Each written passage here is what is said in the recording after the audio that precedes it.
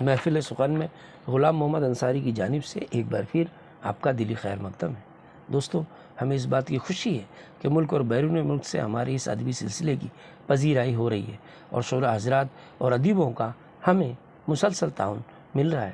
آج کے اس ایڈیشن میں ہم آپ کی خدمت میں ممبئی کے ممتاز شاعر و ادیب و ناقد جناب شفیق الایمان ہاشمی صاحب کو پیش کر رہے ہیں۔ آپ کا آبائی وطن دھریرا بلرام پور اتر پردیش ہے اور آپ کا وطن ثانی ممبئی ہے۔ مذہبی تعلیم آپ نے دارالعلوم دیوبند سے حاصل کی۔ آپ کو قرآنی اسکالر کے طور پر بھی جانا جاتا ہے۔ ممبئی یونیورسٹی سے آپ نے ایم اے کیا ہے۔ جہاں تک آپ کے مشغلوں کا تعلق ہے، آپ درس و تدریس، تصنیف و تالیف اور شعر و سخن سے گہری دلچسپی رکھتے ہیں۔ ممبئی میں آپ ایک این جی او سے بھی وابستہ ہیں اور اپنی خدمات انجام دے رہے ہیں۔ اس کے علاوہ ادبی کانٹیسٹ انٹرنیشنل گروپ، اردوتو گروپ اور اردوتو کی تحریک بھی چلا رہے ہیں۔ آپ ایک تعلیم یافتہ اور مہذب گھرانے کے چشم و چراغ ہیں، لہٰذا بچپن ہی سے آپ کو اسلامیات، اردو زبان و ادب اور شعر و سخن سے گہری دلچسپی رہی۔ آپ کی شعری بصیرت کے تعلق سے احمد جلیسری صاحب نے لکھا کہ آپ کا کلام دیکھ کر واپس کر رہا ہوں، موصول ہونے کے بعد جواب سے نوازیں۔ ایسا لگتا ہے کہ آپ نے کسی صاحب نظر کو دکھانے کے بعد مجھے بھیجا ہے۔ اگر ایسا نہیں ہے تو آپ مکمل شاعر ہیں، اس میں دو رائے نہیں۔ آپ کے کلام میں جدت ترازی قیامت کی ہے اور علامتی اشعار بھی اپنی جگہ مزہ دے رہے ہیں۔ احمد جلیسری صاحب کی یہ بات ہاشمی صاحب کے لیے ایک سند کا درجہ رکھتی ہے۔ یہ بڑی بات ہے کہ آپ کا تعلق احمد جلیسری صاحب سے ہوتے ہوئے داغ اسکول سے جا کر ملتا ہے۔ ناظرین، اب جب کہ آپ کا شعری مجموعہ منظر عام پر آ گیا ہے تو آئیے ہم یہ جاننے کی کوشش کرتے ہیں کہ شفیق الایمان ہاشمی نے اپنے شعری مجموعے کا نام ہندو فرشتہ کیوں رکھا اور اس مجموعے کی کیا کچھ خصوصیات ہیں۔ ہم جناب ملک بلال احمد صاحب اور شفیق الایمان ہاشمی صاحب دونوں کے بے حد ممنون ہیں کہ انہوں نے اپنا قیمتی وقت نکال کر ہمیں یہ انٹرویو ارسال فرمایا۔ تو آئیے ناظرین، شعری مجموعہ ہندو فرشتہ پر ملاحظہ کرتے ہیں جناب شفیق الایمان ہاشمی صاحب کا انٹرویو۔ پیش خدمت ہے ہندوستان کے مشہور شاعر اور تازہ ترین شعری مجموعہ ہندو فرشتہ کے خالق شفیق الایمان ہاشمی کا انٹرویو۔ شفیق الایمان صاحب، سب سے پہلے آپ یہ بتائیے کہ آپ کی کتاب ہندو فرشتہ کی وجہ تسمیہ کیا ہے؟ دراصل ہندو کا لفظ مسلمانوں میں بہت ہی نفرت اور حقارت سے دیکھا جاتا ہے۔ یعنی اس لفظ کے بارے میں مسلمانوں کے یہاں ایک الگ قسم کی بھاونا پائی جاتی ہے۔ لوگ ہندو کے لفظ کو بہت ہی زیادہ معیوب سمجھتے ہیں اور ایک طرح سے نفرت کرتے ہیں۔ تو اس کتاب کا نام ہندو فرشتہ رکھنے کی سب سے پہلی وجہ یہ ہے کہ مسلمانوں میں جو اس لفظ کے تعلق سے ایک گھن کی مانسکتا پائی جاتی ہے یا نفرت کی بھاونا پائی جاتی ہے، وہ ختم ہو۔ دوسرا مقصد یہ ہے کہ اس کتاب کے ذریعے سے ہندو اور مسلمان دونوں قوموں میں میل ملاپ بڑھے، اتحاد کی فضا قائم ہو، خیر سگالی کا ماحول بنے۔ اور میں آپ کو بتانا چاہوں گا اور آپ کے حوالے سے سارے قارئین کو بتانا چاہوں گا کہ ہندو کا لفظ جو ہے کوئی دھارمک لفظ شبد نہیں ہے، کوئی مذہبی لفظ نہیں ہے، بلکہ ایک جغرافیائی معنوں میں استعمال ہونے والا لفظ ہے۔ چونکہ سب کو معلوم ہے کہ باہر سے آنے والے لوگ سب آرینز تھے اور یہاں پہ ایک لمبا سلسلہ رہا ہے ایرانیوں کا۔ ایران سے جو لوگ آئے ان لوگوں نے ہندو کا لفظ سیاہ فام کے معنی میں استعمال کیا۔ ہندو کا معنی ہوتا ہے کالا، اگرچہ کچھ لوگ اس سے کالے چور کے معنی میں لیتے ہیں، لیکن میں اس سے متفق نہیں ہوں۔ اس کا معنی صرف ہے کالا، کالے رنگ والا یا سیاہ فام۔ تو چونکہ باہر کے جو لوگ آئے وہ ہندوستانیوں کے مقابلے میں گورے تھے، اب آپ دیکھیں ایران کے لوگ ہیں، عراق کے لوگ ہیں، مڈل ایسٹ کے سارے لوگ، وہ سب ہم لوگوں کے مقابلے میں سفید فام ہوتے ہیں. تو ان لوگوں نے یہ لفظ استعمال کیا تھا. حافظ شیرازی ایران کے مشہور شاعر ہیں اور غزل کے شہنشاہ مانے جاتے ہیں. حافظ شیرازی نے خود اپنی غزل میں ایک شعر میں یہ لفظ استعمال کیا، خالی ہندو، میں تیرے رخسار کے کالے تل پہ عاشق ہوں. اس میں خالی ہندو کا لفظ ہے. تو اس لفظ کو میں نے، ہندو کے لفظ کو جغرافیائی معنی میں لیا ہے، مذہبی معنوں میں نہیں لیا ہے، اور نہ ہونا چاہیے. اور ہندوستان کے یا ہندوستان سے باہر کے کسی بھی اسکالر نے اس بات کو نہیں مانا ہے کہ ہندو کوئی مذہبی لفظ ہے. سارے اسکالرز کا، سارے محققین کا یہی کہنا ہے کہ ہندو جو ہے یہ جغرافیائی لفظ ہے اور اسے جغرافیائی معنوں میں استعمال کیا گیا ہے. تو میں نے آپ کو بتایا اس لفظ کو میں نے جغرافیائی معنی میں لیا ہے، اور اس لفظ سے میرا مقصد یہ ہے کہ ہندو اور مسلمانوں میں اتحاد بڑھے، خیر سگالی کا جذبہ اور پرامن فضا قائم ہو، دونوں کے اندر دوستانہ ماحول بنے، دوستانہ مزاج بنے، یہ میرا مقصد ہے. اور کچھ لوگوں کا تو یہاں تک کہنا ہے کہ آدم علیہ السلام کے ایک بیٹے کا نام ہند تھا، اسی کے نام سے ہندوستان بنا ہے. ہندوستان یعنی ہندو، یعنی آدم علیہ السلام کے اولاد کی جگہ، آدم علیہ السلام کے اولاد کا وطن، اس معنی میں. لیکن اب اس کی تحقیق میرے پاس نہیں ہے، تو میں نے تو آپ کو بتایا کہ اس کو میں نے جغرافیائی معنی میں لیا ہے. دوسرا مقصد یہ ہے کہ اس لفظ کے ذریعے مسلمانوں میں جو ہندو لفظ کے تعلق سے ایک نفرت کی بھاونا ہے، حقارت کا جذبہ ہے، اسے میں ختم کرنا چاہتا ہوں.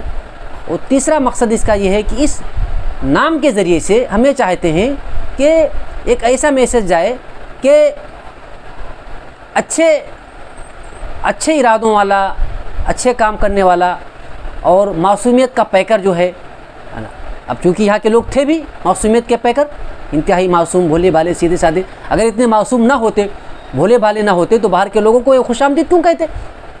تو وہ جو ہماری ایک یہاں کی مٹی کی جو خاصیت ہے، معصومیت، بھولا پن اور لوگوں سے جو ہے میل ملاپ کا جذبہ، دوستی کا جذبہ، دوسرے کی بھلائی اور خیر خواہی کا جذبہ، وہ دوبارہ ابھر کر سامنے آئے اور دوبارہ وہی فضا قائم ہو جائے جو کسی زمانے میں تھی، اور دونوں لوگ مل کر کے شیر و شکر ہو کر رہتے تھے. یعنی کہ عید کا جو جلوس نکلتا تھا تو اس میں ہندو نوجوان ہمارے آگے آگے ہوتے تھے، اسی طرح سے ہولی دیوالی کا جلوس نکلتا تھا تو مسلمان نوجوان آگے آگے ہوتے تھے. اور یہ فضا سن 47 تک تھی، اس کے بعد میں دھیرے دھیرے یہ ختم ہوئی ہے، اس کو گھن لگا ہے. تو ہم چاہتے ہیں کہ وہی دور پھر واپس آ جائے، اور اس طرح سے اس کتاب کے ذریعے سے ایک ایسا میسج جائے کہ ہم لوگوں کو اپنی پرانی سنسکرتی کو، پرانی تہذیب کو دوبارہ زندہ کرنا ہے. اپنے لوگوں کو یہ بتانا ہے کہ ہم مل جل کے رہیں، اتحاد کے ساتھ رہیں، اور آپس میں جو ہے مل ملاپ کی فضا قائم کریں، ایک دوسرے کے لیے خیر خواہی کا جذبہ رکھیں. اور جو سیاست دانوں کے جو ہے ان کے بہکاوے میں آ کر کے کہیں بھی کسی طرح بھی کسی بھی درجے میں جو ایک نفرت کی سوچ ہے، جذبہ ہے، وہ ختم ہو جائے. آپ سے میرا دوسرا سوال یہ ہے کہ آپ کے شعری مجموعہ ہندو فرشتہ کی خصوصیات کیا ہے جو اسے اردو زبان کی دیگر شعری تخلیقات سے منفرد بناتی ہے؟ ہاں دیکھیے، میں نے اس کتاب کے اندر جو خصوصیات پیدا کرنے کی کوشش کی ہے، خصوصیات تو اللہ کی دین ہے، اللہ تعالیٰ دیتا ہے جسے، لیکن اس میں جو اللہ رب العزت کے فضل و کرم سے خصوصیات در آئی ہیں، ان میں سے پہلی بات تو یہ ہے کہ اس کتاب کے اندر آپ کو نئی نئی تلمیحات ملیں گی، نئی تشبیہات ملیں گی، نئے استعارے ملیں گے، اور اس کے لیے میں نے تاریخی کرداروں کا سہارا لیا ہے. اب آپ اگر اردو کے شعری سرمایہ پہ غور کریں گے اور نثری سرمایہ پہ بھی، تو آپ کو تلمیحات کے نام پہ بس چند چیزیں ملتی ہیں. کہیں آپ کو کربلا اور یزید حسین کا استعارہ ملے گا، کہیں آپ کو موسیٰ و فرعون کا استعارہ ملے گا. یہ انقلابی رجحانات کی بات کریں تو. اسی طرح سے اگر آپ عشق و محبت کی دنیا میں آئیں تو غزلوں میں آپ کو قیس کی تلمیح ملے گی، لیلا کی تلمیح ملے گی، فرحاد اور شیریں کی تلمیح ملے گی، کی استعارے ملیں گے آپ کو. تو یہ چند چیزیں جو ہیں، انہی چند چیزوں کے ارد گرد اردو کا شعری سفر ہو رہا ہے. اردو کی شعری تخلیقات، اردو کے اشعار، یہ سب انہی چند چیزوں کے ارد گرد گھوم رہی ہیں، اور اس کے علاوہ نئی تلمیحات نہیں تھیں. میں نے اللہ رب العزت کے فضل و کرم سے یہ کیا ہے کہ خود اس ملک ہندوستان کی تاریخ کے جو کردار ہیں اور اس ملک کے باہر بین الاقوامی تاریخ کے جو کردار ہیں، ان سب کو میں نے شعری قالب میں ڈھالا ہے. اور خاص بات یہ ہے کہ ان کرداروں کو میں نے غزل کے دھاگے میں پرویا ہے. خاص طور سے اپنے ملک کی تاریخ کا جو اپنے یہاں کی جو رزمیہ تاریخ ہے مہا بھارت، اس کے اکثر کرداروں کو میں نے لے لیا ہے. اور کچھ مشکل نام تھے، بہت زیادہ مشکل تھے، ان کو بھی میں نے شعری پہ کر عطا کیا ہے الحمدللہ، اور غزل کے دھاگے میں انہیں پرویا ہے.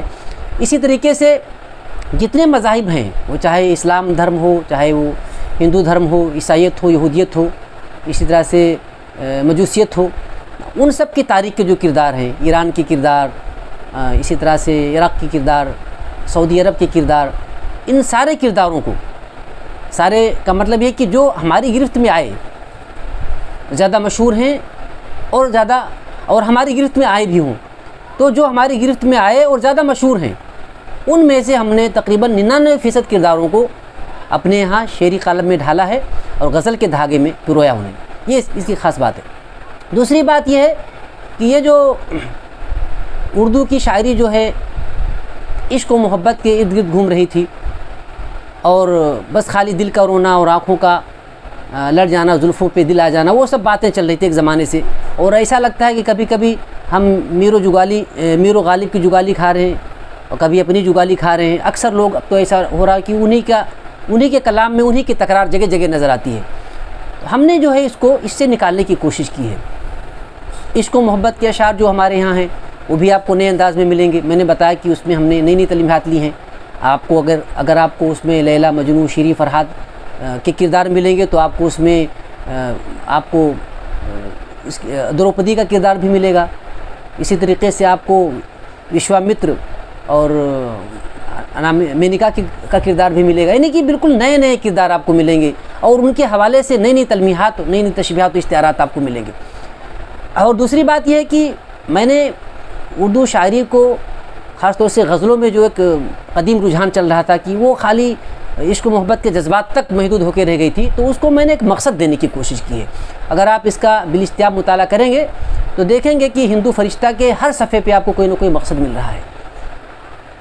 اس میں آپ کو جدید زمانے کے جو رجحانات ہیں اور نئے زمانے کے جو چیلنجز ہیں وہ بھی آپ کو ملیں گے. یعنی آپ یہ کہہ سکتے ہیں کہ ہم نے اس کتاب کے اندر ہر عمر کے لوگوں کے لیے، ہر طبقے کے لوگوں کے لیے اور ہر شعبہ حیات سے جڑے ہوئے لوگوں کے لیے شاعری کی ہے، اور ان کو کچھ نہ کچھ دینے کی کوشش کی ہے.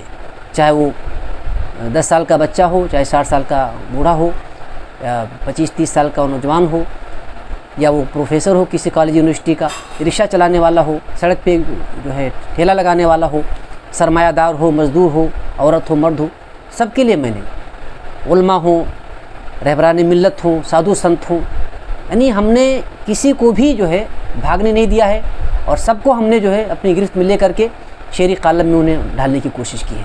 تو اس طرح کی خصوصیات اس کی ہیں. اور کچھ چیزیں ایسی ہوتی ہیں جو خود شاعر کو نہیں معلوم ہوتی ہیں، پڑھنے کے بعد لوگوں کو پتہ چلتی ہیں. وہ بہت مشہور واقعہ ہے شیخ سعدی رحمۃ اللہ، حافظ شیرازی رحمۃ اللہ علیہ کا، ایران کے بڑے شاعر تھے اور پوری دنیا میں انہیں غزل کا بادشاہ مانا گیا ہے. تو وہ ایک سرمے کی دکان سے گزر رہے تھے. تو وہ سرمے کی دکان تھی، وہ کوئی چچا جان تھے، وہ سرما بیچا کرتے تھے. تو اس سرمے کی دکان پہ انہی کا شعر لکھا ہوا تھا.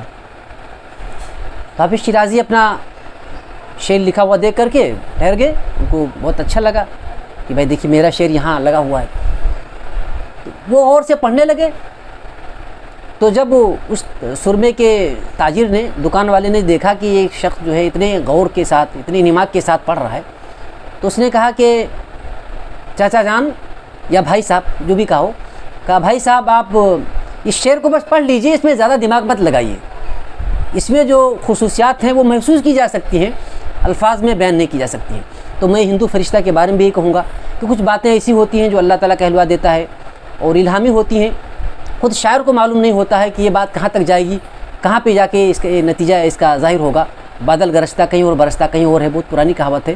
تو جو محسوسات کی باتیں ہیں، کیفیات اور محسوسات کی جو کیفیات ہیں، تو ان کو تو ہم بھی نہیں بتا سکتے. وہ تو پڑھنے والا خود جو ہے اس کو محسوس کرے گا. اور میں اس میں آپ کو حوالے کے طور پہ ایک بڑا نام پیش کروں گا جو اردو دنیا کے بڑے محقق ہیں، وارانسی میں رہتے ہیں، وسیم حیدر ہاشمی. وسیم حیدر ہاشمی صاحب نے کتاب چھپنے سے 3 مہینے پہلے اس پہ مقالہ لکھا ہے. تو انشاءاللہ وہ بھی جلد ہی رسائل میں چھپنے والا ہے. اور اگلی اشاعت میں بھی انشاءاللہ کتاب میں شامل ہوگا، آپ اسے بھی دیکھیں کہ انہوں نے کس طرح سے اپنی بات کہنے کی کوشش کی ہے۔ حالانکہ انہوں نے صرف ایک پہلو کو لیا ہے، ہندو فرشتہ میں جو ہندو مائتھولوجی ہے، اسی طرح سے ملک بلال احمد نے اس کے اندر جو اسلامی تلمیحات و اشتہارات ہیں ان کو لیا ہے۔ تو لوگ اپنے اپنے نظر سے دیکھ رہے ہیں، اپنی اپنی نظر سے، ان کا اپنا نقطہ نظر ہے، تو بہت ساری چیزیں اس کے اندر چھپی ہوئی ہیں۔ اس میں آپ کو یہ بھی دیکھنا ہے کہ اس میں عورتوں کے بارے میں شاعر کا کیا نظریہ ہے، عورتوں کو مقام دلانے کے لیے شاعر کس طرح سے مطلب اپنا نظریہ پیش کر رہا ہے، بچوں کے لیے بچوں کے مسائل کو شاعر نے کس طرح سے اٹھایا ہے، اسی طرح سے علماء کرام کے مسائل، مدارس سے جڑے لوگوں کے مسائل، مساجد سے جڑے لوگوں کے مسائل، یا ان کے اندر اور کیا چیزیں آنی چاہیے قیادت اور امامت کے لیے، امامت اور قیادت کا صحیح مفہوم کیا ہے اس کو بتایا ہے۔ ساز و سنت ہمارے کیا کر رہے ہیں، سیاستداں حضرات کس طرح سے قوم کو لوٹ رہے ہیں یا بیوقوف بنا رہے ہیں، ہے نا، اس طرح سے نہیں بہت ساری چیزیں ہیں۔ تو الگ الگ نقطۂ نظر سے آپ دیکھیں گے تو اتنی ساری خصوصیات ہیں کہ وہ میرے خیال سے کئی ضخیم کتابیں اس کے لیے درکار ہوں گی۔ تو میں تو یہی کہوں گا کہ اب آپ اور زیادہ سوال نہ کرتے ہوئے کتاب کا مطالعہ کریں، دیکھیں، اور انشاءاللہ آپ کو بہت ساری خصوصیات اس کے اندر ملیں گی، اور آپ کو لگے گا کہ واقعی اس کتاب کا جو نام ہے اور جو شاعر نے مقدمے میں جو دعویٰ کیا ہے اسے اس نے پورا کرنے کی کم سے کم 99% کوشش کی ہے۔ اللہ حافظ۔ ناظرین، امید ہے آپ کو ہماری یہ پیشکش ضرور پسند آئے گی۔ آپ سے گزارش ہے کہ آپ پہلی فرصت میں ہماری چینل کو سبسکرائب کریں، ساتھ ہی لائک اور شیئر بھی کریں۔ بہت شکریہ، آداب۔